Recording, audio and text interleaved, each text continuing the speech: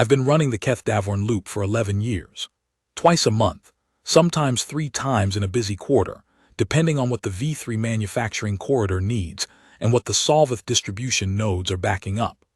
Agricultural compounds outbound, precision components inbound, the occasional pharmaceutical consignment when the standard routing gets congested, and my Class 4 hauler is the fastest thing with a clean inspection record available at short notice. It is not glamorous work. I have made peace with that.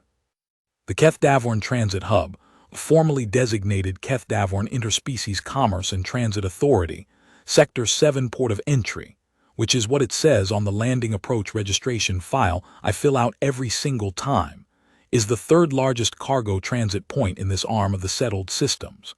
412 registered berths, 67 species with active trade licenses, something approaching 11,000 personnel on the permanent staff roster, plus contractors.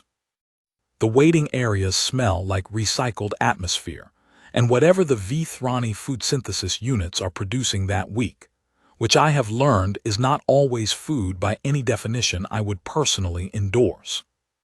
I dock at berth 214, because that is where they always put me. I have been in berth 214 so many times that the intake coordinator, a V3 administrative clerk named Soth Kavrin with 4 arms, and the particular brand of polite distraction that comes from doing the same job for longer than I have been alive, does not look up when I hand over the manifest. He takes it with his lower left hand, scans it with the secondary reader he keeps running on his desk console, while his other 3 hands do whatever V3 administrative clerks do when they're managing 11 concurrent intake queues, and stamps it with the cargo hold access seal without comment. I used to say good morning. He never responded in a way that suggested he registered it as language.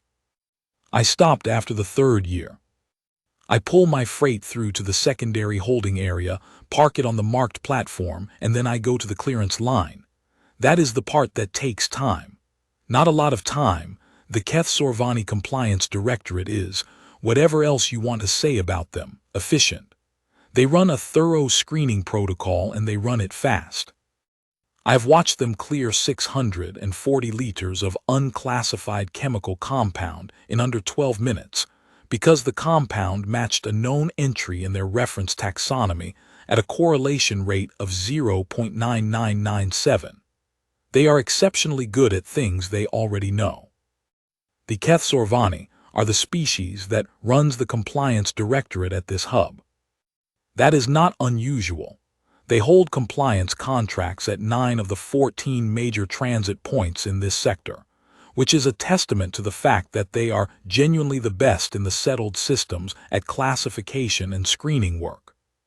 4 arms, pale gray skin with a faint luminescent undertone that shifts toward amber when they're concentrating, compound eyes that process visual information in a frequency range I will never fully understand, and a cognitive architecture that is, by every independent measure I've ever seen cited, purpose-built for pattern recognition and categorical sorting. Their working memory for classification schemas is something on the order of 480 distinct simultaneous taxonomic trees, cross-referenced in real time. I have read the publicly available V3 Institute summary on Sorvani cognitive architecture because I had a very long layover once, and the station library had it in the standard index. The summary is 43 pages, and I found all of it interesting, which tells you something either about me or about the Sorvani.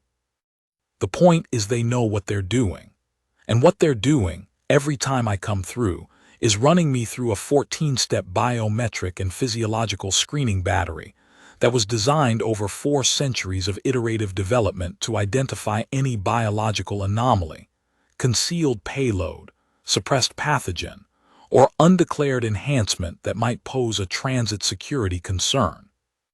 It takes about 8 minutes. I bring something to read. The first time I went through it, I was 39. I had just gotten my Class 4 hauler license, and the Deathworld loop was my second independent contract. The screening felt thorough, and I paid attention to it the way you pay attention to things when they're new. The technician ran the initial biometric registration, bone density, neural baseline, cardiovascular function at rest, muscle fiber composition, hormone panel, blood oxygenation curve, thermal output map, adrenal baseline, and then moved to the secondary array for the environmental adaptation indicators. I stood where they told me to stand, held still when they told me to hold still, breathed when they told me to breathe, and thought about the cargo manifest I'd need to file for the next leg. The technician was quiet for a bit longer than I expected. Then he asked me to step to the secondary confirmation booth. I did. Then a second technician came to the secondary confirmation booth and ran the same battery again. I waited. I had a freight projection spreadsheet I'd been meaning to start. I started it. A third person arrived. This one wore the pale gray uniform with the amber collar band that indicates a senior compliance officer rather than a standard technician, and she had 4 arms, which meant she was Keth Sorvani and not one of the 8 other species who also staffed the directorate at Keth Davorn. She looked at the readings on the secondary array console. She looked at me. She looked at the readings again. She said something in Keth Sorvani that the translation unit in my earpiece rendered as, "Please confirm the equipment calibration was completed this morning." The second technician confirmed it had been. She asked me a few questions, standard questions: origin world, occupation classification, travel history, any known medical conditions, any recent biological modification procedures, any exposure to classified biological agents in the last standard cycle. I answered all of them. Class 13 Deathworld origin, freight operator license class 4, 14 systems in the last 18 months which I had documented, no medical conditions, no modification procedures, standard colony inoculation package from childhood which was on record in the interspecies transit database if they wanted to pull it. They pulled it. They compared it to the readings. The senior officer looked at the comparison for a while. Then she cleared me through. It took 41 minutes.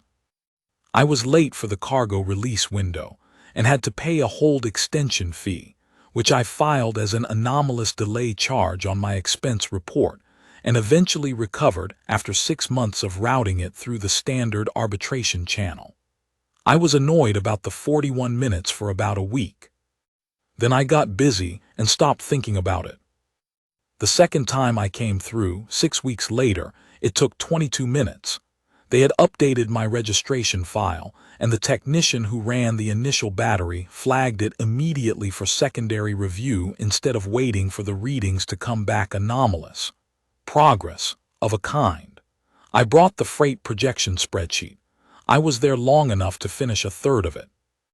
By the end of the first year, they had it down to 11 minutes.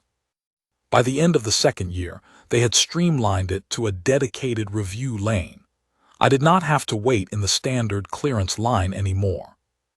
There was a separate entrance, marked with a designation code I couldn't read in Keth Sorvani script, but which one of the standard lane technicians once explained to me, when I asked, out of genuine curiosity, meant something approximately equivalent to non-standard biological classification pending. She said it in a way that suggested it was a bureaucratic category, not an insult. I took it as intended. By the end of the third year, I had a dedicated technician. Her name was Yeth Savin. She was Keth Sorvani, mid-career, efficient, and she had the particular quality of competence that manifests as the ability to be professionally courteous to a situation you clearly find mystifying without ever letting the mystification become personal. I respected that about her. She ran the battery the same way every time, which I appreciated because consistency is, in my experience, the sign of someone who knows what they're doing well enough that they don't need to improvise. I stood where she indicated, held still, breathed on schedule, and read my manifest or my projection spreadsheet, or during one particular 6-month period. a very long history of V-Thrani commercial law that I had no practical reason to read but found surprisingly engaging.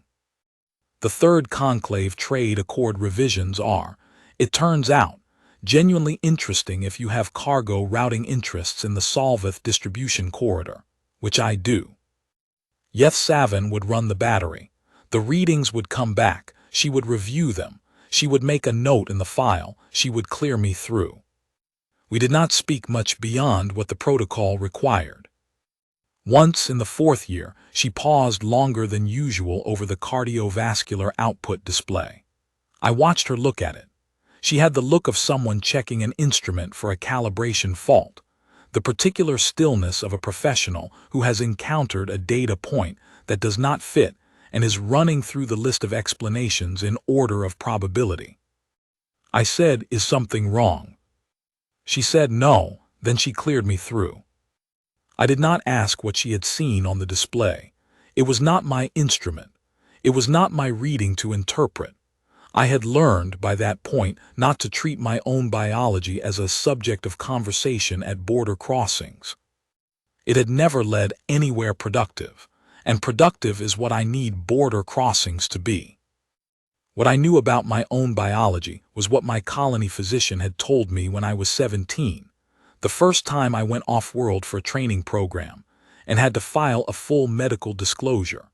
She was Solvith, Dr. Vane Sarith, and she sat across from me in the medical bay, and went through my numbers with the particular patience of someone who has explained an unusual finding to a patient who has no prior context for understanding it as unusual. She said, "Your cardiovascular output at rest is above the Solvith reference maximum for athletic condition." I said, "Is that a problem?" She said, "No, it is the adaptation profile for a class 13 origin. Your resting baseline would represent a high exertion state in most of the species you'll encounter off-world." I said, "So I'm always exercising by their numbers." She said, "That is one way to put it. The more precise framing is that your baseline is calibrated to an environmental load that does not exist in most transit environments, so your body is running continuously at a resource allocation that other species only access under significant physiological demand." I thought about that for a moment.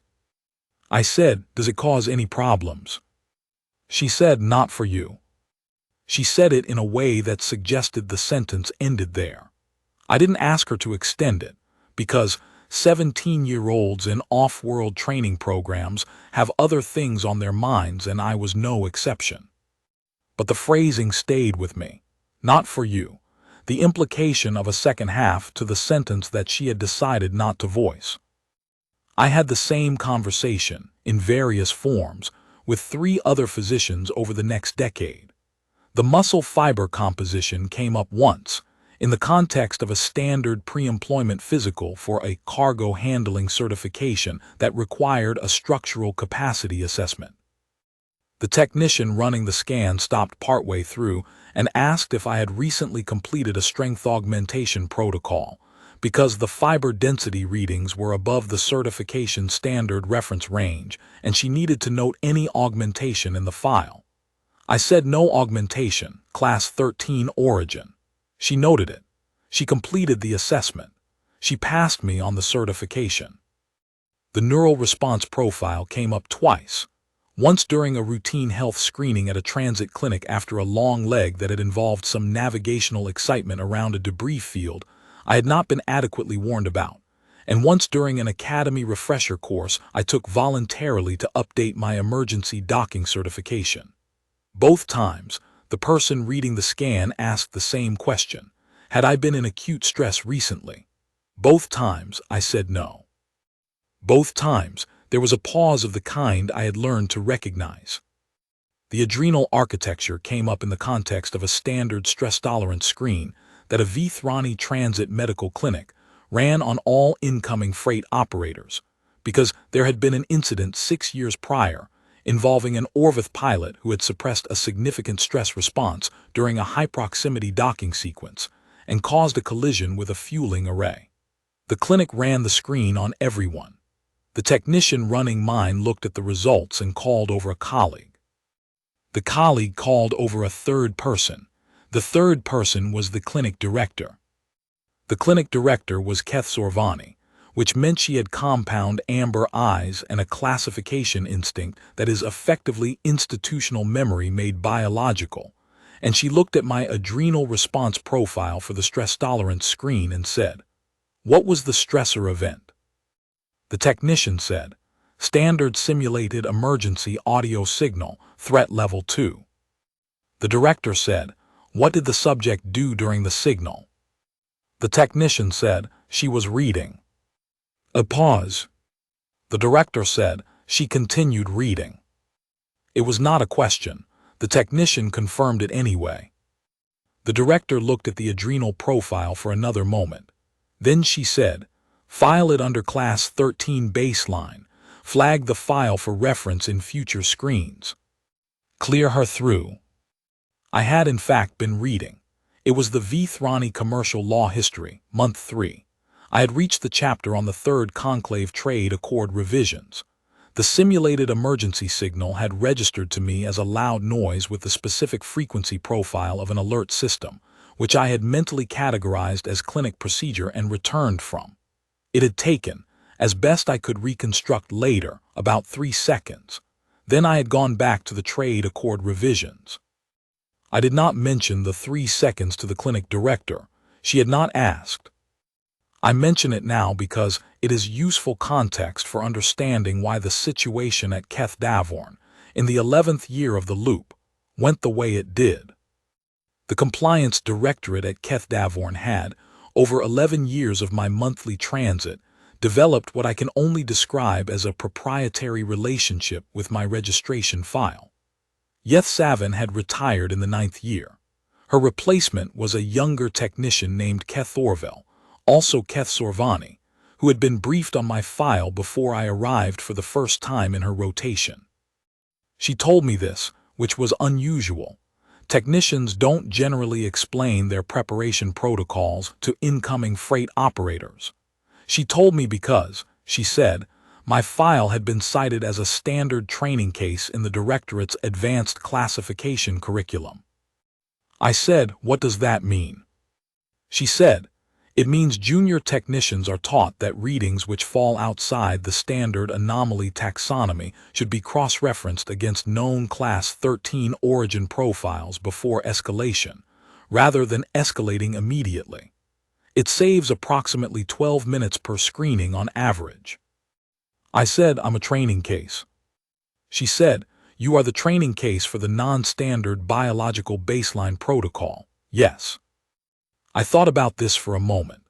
I thought about Yeth Savin, who had looked at the cardiovascular output display in the 4th year with the expression of a professional encountering a data point that didn't fit, and had said nothing wrong and cleared me through. I thought about 41 minutes becoming 22, becoming 11, becoming 8. Someone had been doing the work of building that efficiency into the protocol. Someone had been watching the data points accumulate and deciding what to do with them. I said, "Does the training case have a name?" She said, "It is filed under Transit Operator Designation 7VETH 3302. I said, "That's my license number." She said, "Yes." I went back to my freight manifest. Keth Orville ran the battery. The readings came back. She reviewed them, made her notes, and cleared me through in 8 minutes. 11 years, 8 minutes. I had cost them approximately 33.5 collective hours across 246 transits, and they had responded by building me into their training curriculum. I found this proportionate and professional. The Keth Sorvani are not a species that wastes data.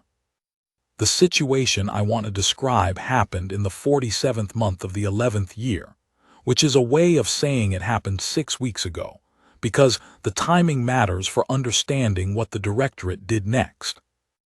I arrived at berth 214.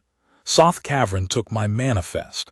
I went to the dedicated screening lane with the Keth Sorvani script designation that I now knew said non-standard biological classification pending. Keth Orville was not there. She was on rotation leave, which happens. The technician waiting at the lane entrance was someone I had not met before, young, nervous, efficient in the way that young compliance technicians often are, which means very precise movements and a tendency to double-check instrument readings rather than trusting the first output. His name badge said Sav Keth. He was Keth Sorvani, compound amber eyes, first or second posting by the look of his uniform classification band. He had my file open on his intake console. I could see from the angle of the display that he had been reading it. I said, "I'm 7Veth 3302. He said, "I know. I read the file." He said it carefully, the way you might say something to establish that you understand the situation and are not alarmed by it, which usually means you are somewhat alarmed by it. I said, "It's routine." He said, "I know." He said that carefully too. He ran the battery. He was thorough and precise, and he double-checked 3 of the 14 readings before moving to the next stage. I did not mind. I was reading the inbound consignment schedule for the next leg, which needed cross-referencing against a rerouting note I had received the previous day about a maintenance shutdown at Junction Keth Varen. He ran the full sequence, which took about 6 minutes, and then he reviewed the outputs. Then he called over a colleague. The colleague was senior to him, amber collar band, second posting or later. She looked at the outputs. She looked at them for about 40 seconds, which is longer than the standard review window. Then she called over a third person. I turned a page in the consignment schedule. The third person was the floor supervisor for the afternoon shift, a Keth Sorvani named Veth Sarin, whom I had met twice before in passing and who knew my file because every senior compliance staff member at Keth Davorn knew my file. It was in the training curriculum. Veth Sarin looked at the outputs. She looked at me. She said, "Your file says Class 13 Origin, correct?" I said, "Yes." She said, "Have you had any biological modification procedures in the last standard cycle?" I said, "No." She said, "Any medical interventions, any supplementation, any enhancement protocols?" I said, "No, same as the last 246 transits." She looked at the outputs again. Then she said, "I need to escalate this to the senior director. I need you to wait in the secondary review room." I said, "Is there a problem with my readings?" She said, "They are consistent with your file." I said, "Then what's the escalation for?" She said, "Your file was flagged for directorate-level review this quarter. I apologize for the delay." I said, "All right." I went to the secondary review room. I finished the consignment schedule and got halfway through the rerouting calculation before the fuel cost variable required a lookup that I didn't have cached locally. The secondary review room at Keth Davorn is, I want to say, comfortable by transit facility standards. 2 chairs, a table, a water dispenser that produces something approximately water adjacent, and a window looking out onto the internal cargo transit corridor where you can watch loadmaster crews running freight through on magnetic tracks. The carts move in a sequence that has internal logic to it, priority cargo first on the outer track, standard consignments on the inner, hazardous materials on the center slow track with the amber lane marking. I have been watching that sequence for 11 years through various windows at this facility, and I have never seen it deviate. The work is legible and the purpose is clear, and nothing about it raises a question the answer to which will cause anyone to call 3 additional supervisors. I was there for 22 minutes before the door opened. The person who came in was not Veth Sarin. It was not anyone I had met before. She was Keth Sorvani, which I could tell from the 4 arms and the compound amber eyes, and she was senior. The collar band on her uniform was the deep amber gold that indicates a directorate appointment rather than a facility posting. She had the specific quality of composure that I associate with people who are paid to maintain it professionally regardless of what is happening internally. Not performance, maintenance. There is a difference, and it shows in the way a person sits down. Her name, she told me, was Seer Caveth. She was the compliance director for Keth Davorn Port Authority. I said, the director handles transit screenings in person. She said, not generally. She sat down across from me. She had a datapad with what I assumed was my file on it. She looked at it for a moment. Then she said, I have reviewed your transit record. You have transited through this facility 247 times. I said, today is 247, yes. She said, your initial registration screening took 41 minutes and required 3 escalations. I said, I remember. I paid a hold extension fee. She said, the subsequent screenings have been optimized to 8 minutes through protocol adaptation. You are, as I believe you've been told, a training reference in our advanced curriculum. I said, 7Veth 3302. She said, yes. She looked at the datapad again. I want to ask you some questions, not for the screening file, for my own understanding. I said, all right. She said, the readings from your screening today are consistent with your historical file. They are also consistent with the baseline profile documented for Class 13 planetary origin in the Interspecies Transit Medical Database. She paused. They are not consistent with what our equipment was designed to classify. I said, I know. She said, our physiological screening systems were developed and calibrated over 4 centuries. They can classify biological threat indicators across 62 species with a correlation accuracy of 0.9994 or better. They have never, in 400 years of operational history, returned a reading that could not be placed within one of the 814 taxonomic categories in our classification schema. I said, in mine. She said, yours cross-reference to approximately 40 of the 814 categories simultaneously, not as anomalies, as matching conditions. Your cardiovascular output at rest exceeds the Category 6 athletic enhancement threshold, which is our highest classification for non-surgical biological enhancement. Your muscle fiber density is above the Category 9 threshold, which is classified as structurally non-standard for biological transit. Your neural response profile falls within Category 11, which requires a secondary physiological declaration because it exceeds the standard civilian operational range. Your adrenal baseline is classified under Category 7, which is the threshold we use to flag suppressed adrenal response, meaning the reading we get from your resting state is at the level we expect from a subject actively suppressing acute stress. I said, I'm not suppressing anything. She said, I know, that is the issue. She set the datapad down.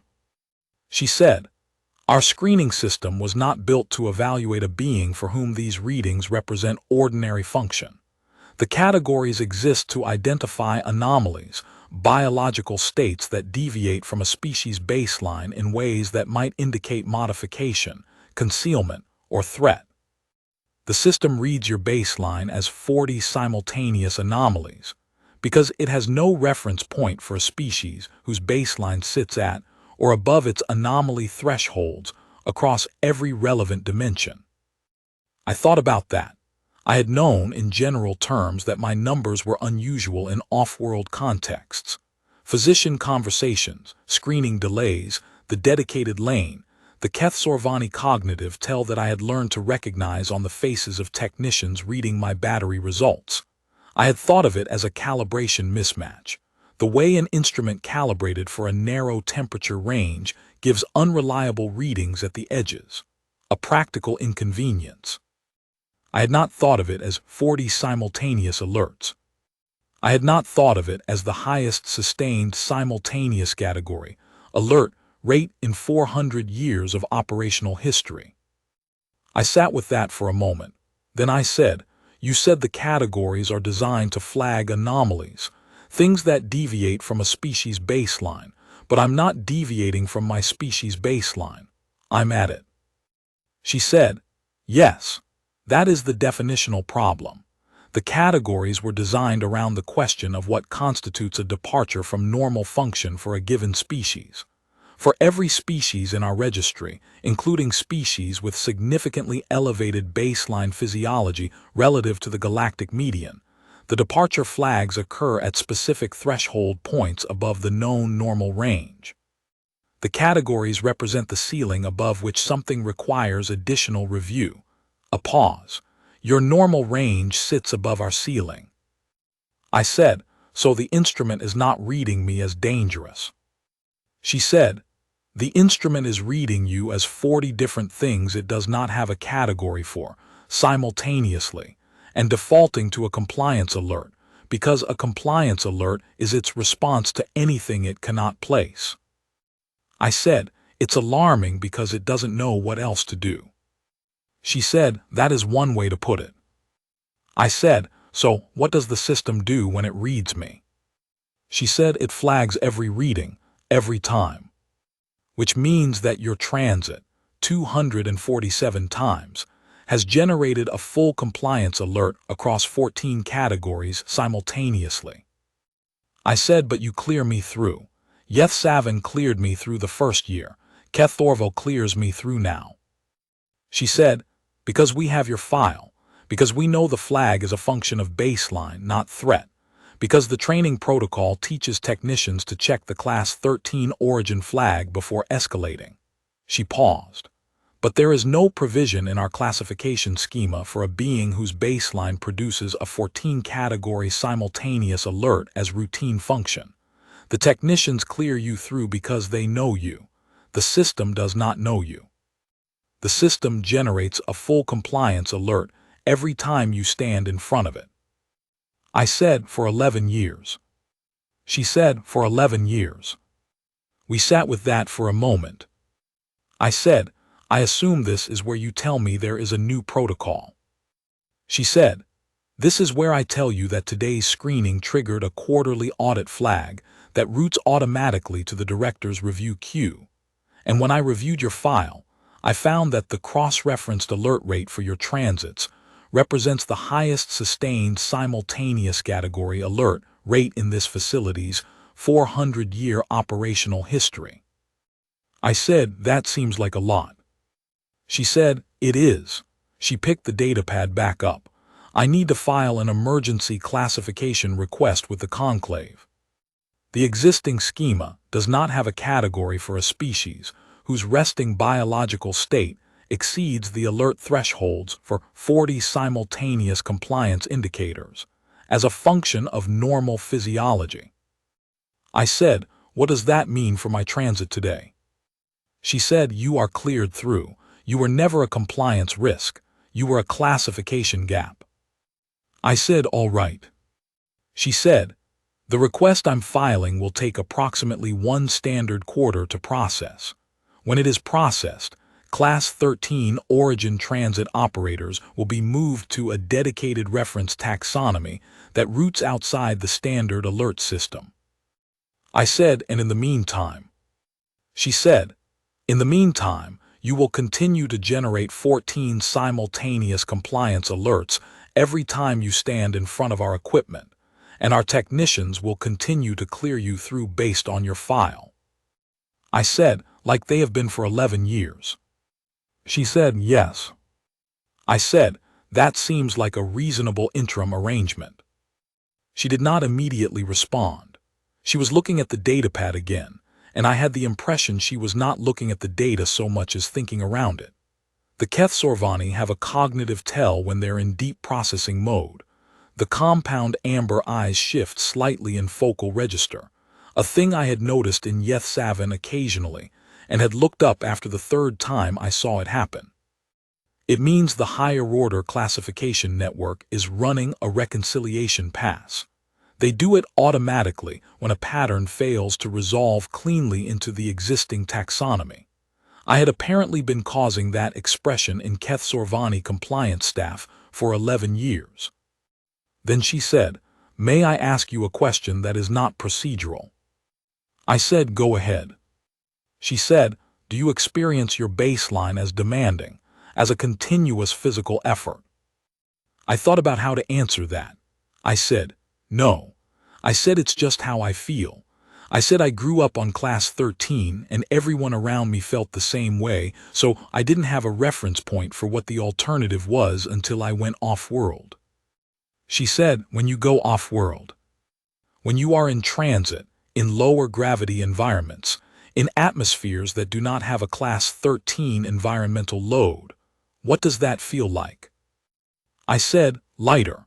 I said not physically, because the adaptation doesn't work that way gravity-wise. I said lighter in the sense that nothing is pushing back.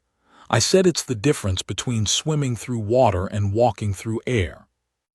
I said that you stop noticing the water after a while when you've been swimming your whole life. And then, when you step onto dry land, everything feels like it's offering no resistance at all. And that is technically easier, but it's also a little disorienting, because you're used to the resistance being the normal state.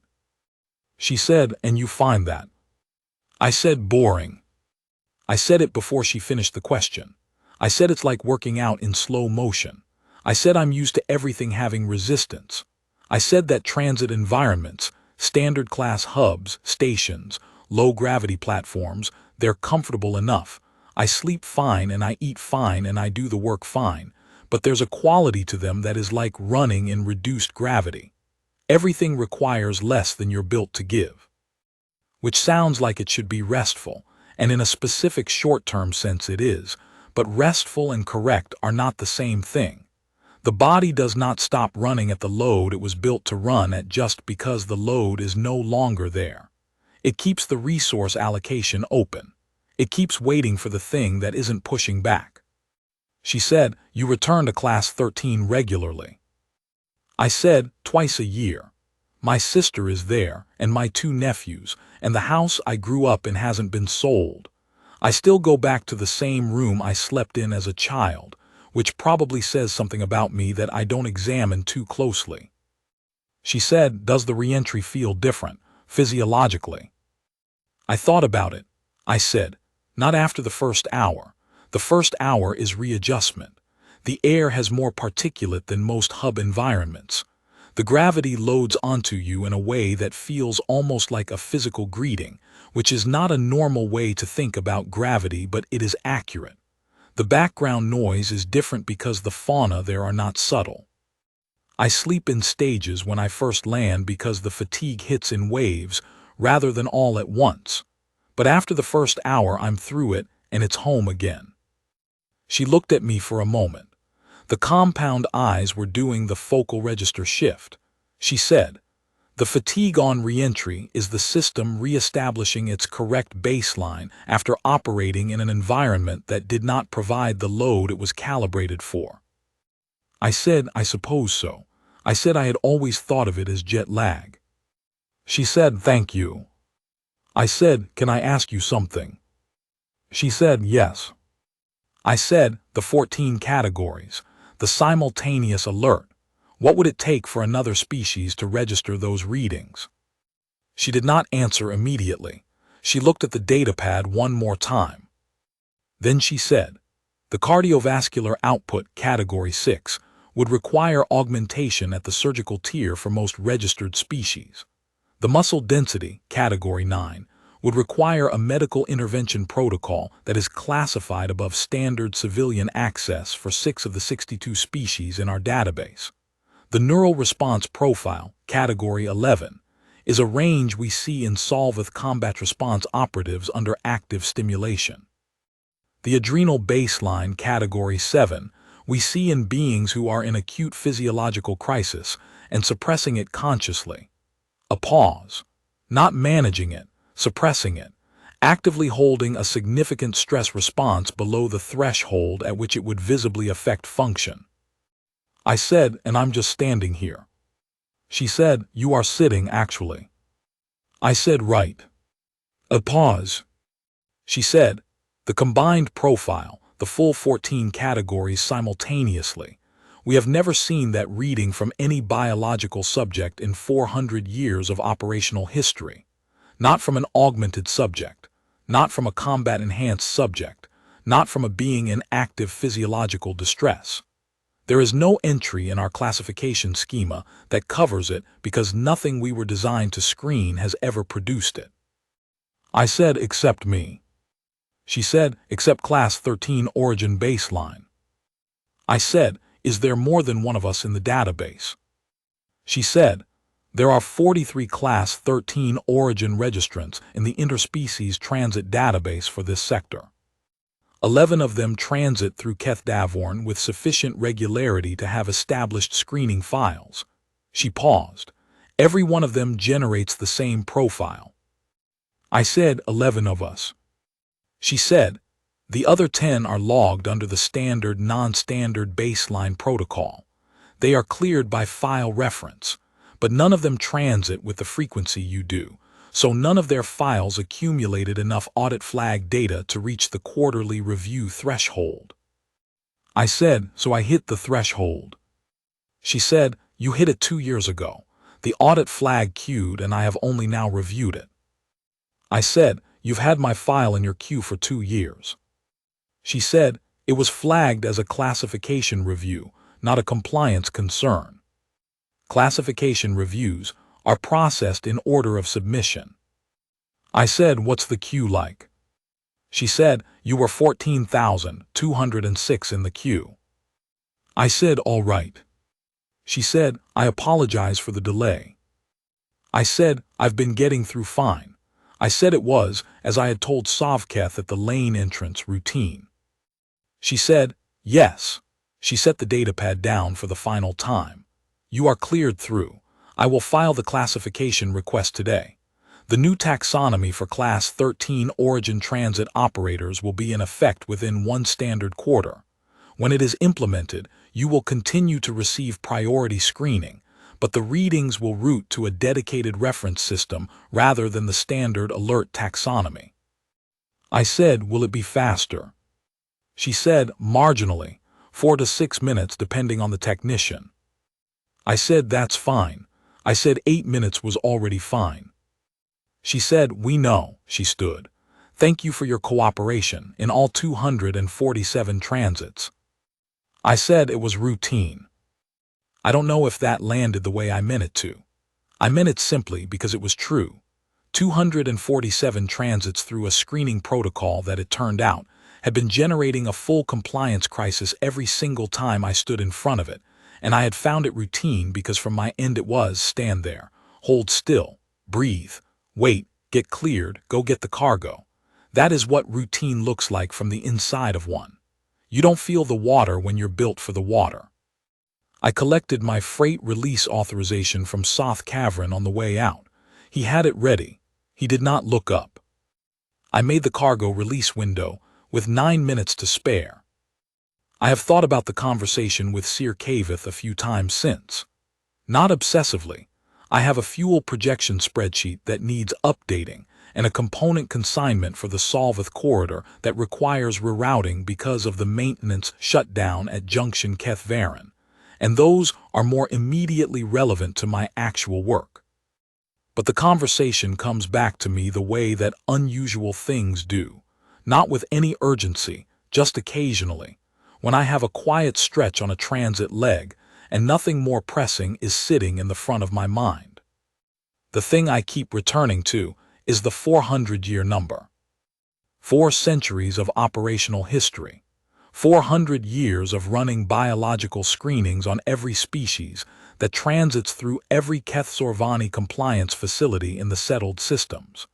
62 species, 814 taxonomic categories, a correlation accuracy of 0.9994.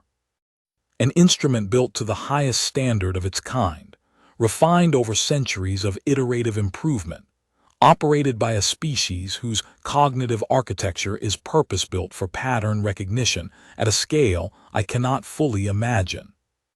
And for 11 years, every time I walked through it, the instrument generated a full compliance crisis. Not because of anything I was doing. Not because I was concealing anything, or modified, or in physiological distress. Because I was standing there. Because the instrument had been built to measure against the range of things it had been built to measure against, and I was outside that range in 40 directions at once, and the instrument had no response to that except to flag everything simultaneously. I am not, to be clear, exceptional among people from Class 13. I am a freight operator in her early 50s with a good inspection record and a tendency to read commercial law history during long waits. I am not a soldier or a combat specialist or someone with particular training in anything except cargo routing and transit logistics.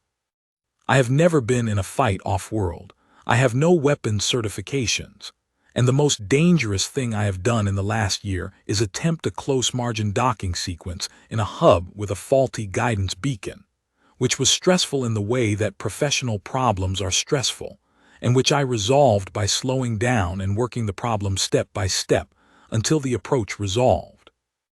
I grew up on a world where the atmosphere is denser and the gravity is heavier, and the food supply takes more work to maintain, and the things that also want to eat you are better at it than anything in most transit facility waiting areas, and over a few generations of that your body calibrates accordingly. Not through any design or ambition. Just through living there long enough for living there to become what you are. The calibration is not a choice, and it is not a training outcome. It is what happens when a biological system adapts to a real environment over real time.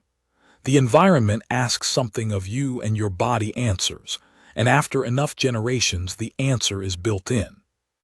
And then you go off-world, and people want to run screens on you. 11 of us transit through Deathworld regularly. I thought about that number. 11. The other 10 must find the screening routine too, or they would have mentioned it to someone who would have mentioned it to someone who would have eventually mentioned it to a compliance director. They go through the lane, they get flagged, they get cleared by file reference, they collect their cargo authorization and leave. 11 Class 13 Origin Transit operators, each one walking through a 400-year-old compliance instrument and generating 14 simultaneous alerts as routine function, and none of us have ever done anything with that information, because from our end it is simply what the screening is. You learn what the screening takes, you budget the time, you bring something to read. There are 412 berths at Deathworld. 67 species with active trade licenses. 11 of us from Class 13. I checked the interspecies transit database after I cleared the hub's outer navigation limit. Not for any specific reason, more the way you check a reference when something mentioned in passing turns out to be more interesting than you expected it to be. There are 43 Class 13 Origin operators in the database for this sector. 43. I know some of them by transit reputation, the way you know people in a professional network without knowing them directly. Yara Solon runs the Thrani Tuorvith pharmaceutical corridor. Deck Marsh does heavy equipment out of the V3 manufacturing junction. The others I know by license number and cargo class more than anything personal. 43 Class 13 Origin operators transiting through a sector with 14 major transit hubs, all of which run Sorvani compliance protocols. I thought about the classification queue. 14,206 submissions ahead of mine when my flag went in 2 years ago. The processing time for standard classification reviews. The 2 years the flag had been sitting before Sir Cavith got to it. The emergency classification request she was filing today would move through on a priority track, she had said. 1 standard quarter for the new taxonomy to be implemented. After that, Class 13 Origin operators would route to a dedicated reference system rather than generating simultaneous full compliance alerts. I wondered if she had thought about the other 42 before she got to me. Whether all of them had been in someone's review queue for varying amounts of time, generating the same 14 category alert at every transit point they passed through, getting cleared by file reference because the technicians knew the file and the system didn't. I wondered what the historical alert count looked like across all of them, across all the hubs in the sector. Then I thought about the 43 registration files in the database, and the fact that the database was for this sector only, and that there were 8 sectors in the settled systems with active Keth-Sorvani compliance contracts. I did the math because I was on a 12-hour transit leg, and I had already finished the fuel projection. 8 sectors, 14 major hubs per sector on average variable. 43 Class 13 operators in this sector, which was a smaller sector by transit volume. If you scaled for transit volume to the larger sectors, the number would be higher. Proportionally higher if the distribution of Class 13 operators tracked with general freight traffic patterns, which it mostly did based on what I'd seen at cargo association meetings. I stopped doing the math because the rerouting calculation for the Keth-Varan shutdown needed to be completed before I cleared the next waypoint, and that was more practically relevant. But I left the calculation open in a corner of my working memory, the way you leave a thread hanging when you don't have a reason to cut it yet. What I know from 11 years of the Keth-Davorn loop is that the people who build the instruments are very good at what they do. The Keth-Sorvani did not build a flawed system. They built an excellent system. 4 centuries of refinement, 62 species, correlation accuracy at 0.9994, that is genuinely impressive work, and I have said so when people have asked my professional opinion of the transit screening at Keth-Davorn, which they occasionally do at Cargo Operator Association meetings when someone is complaining about hub wait times. I say, the screening is efficient, the personnel are professional, and the classification methodology is the best in the sector. I mean all of that. What I also mean, in the part of my thinking that does not generally come up at Cargo Operator Association meetings, is that the system is built to find the things it was built to find. It is a very good instrument for measuring within the range of things it has measured before.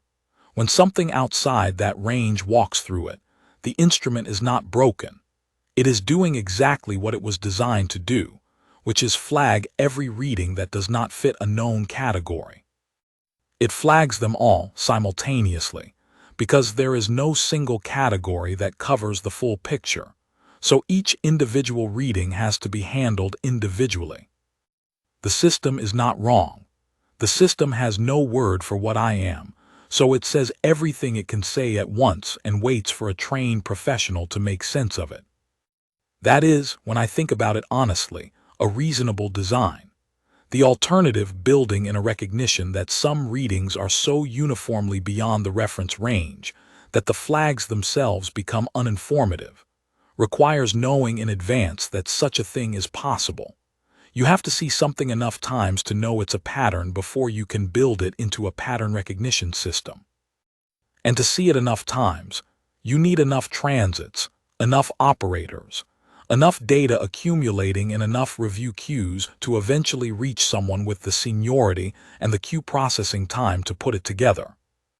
247 transits, 11 operators through this hub, 43 in the sector, an unknown number across the 8 sectors. A 14,000 entry review queue that clears in submission order. 2 years for my flag to reach the top. How many transits does it take before the data adds up to a new taxonomy? Sir Kavith had the answer by the time it reached her queue. She had 43 files in the sector database. She had 247 of my transits. She had the full pattern in front of her. She filed the classification request the same day. 400 years to build the instrument. 11 years for enough data points to land in one queue at the same time. One conversation in a secondary review room to close the gap. The new taxonomy will be in effect within 1 standard quarter. I am in that first quarter now. I have 3 more transits scheduled before the implementation date Sir Kavith sent to my registration file in the follow-up notification 2 weeks after our conversation. 3 more transits in the standard lane, with the standard battery, with the standard 14 simultaneous compliance alerts, and the standard clearance by file reference. I will bring something to read. I always do. There is always something that needs reading, and the wait has never been long enough to finish more than I can carry. That is the thing about a screening process designed to catch what it was designed to catch.